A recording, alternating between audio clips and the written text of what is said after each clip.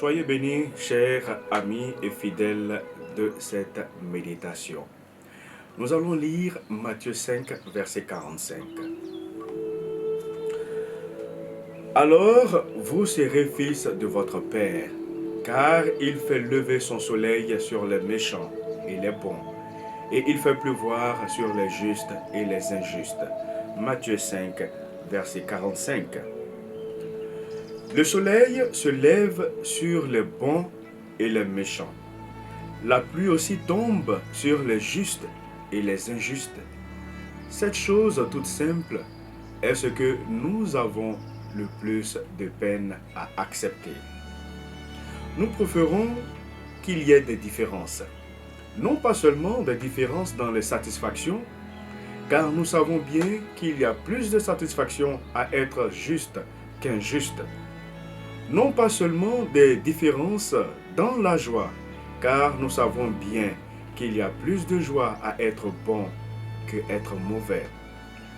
À vrai dire, nous préférons que les bons soient mieux traités que les méchants. Mais les épreuves frappent indistinctement tous les hommes sans qu'ils soient tenus compte des conditions de vie.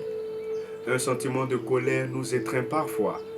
Qu'est-ce que j'ai fait pour mériter une telle épreuve? Le psalmiste s'est exprimé à ce sujet dans le livre des psaumes 73, vous pouvez trouver au verset 2 et 3. Pour un peu, mes pieds allaient fléchir. Il s'en est fallu d'un rien que mes pas ne glissent, car je jalousais les insensés en voyant la prospérité des méchants. Nous serions volontiers pour une religion porte ouverte.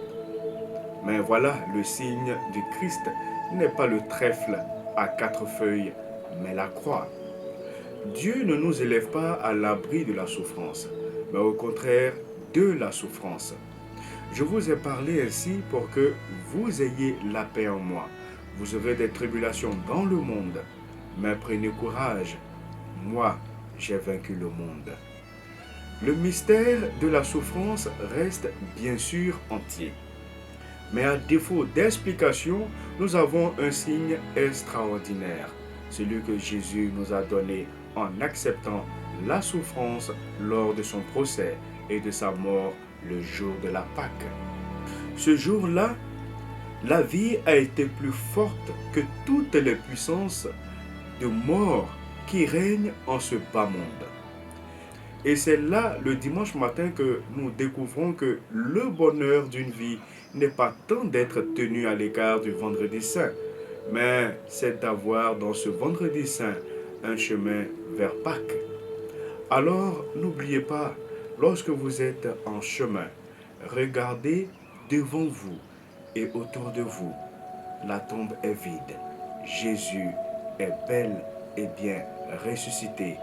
La vie aura le dernier mot. Que Dieu vous bénisse.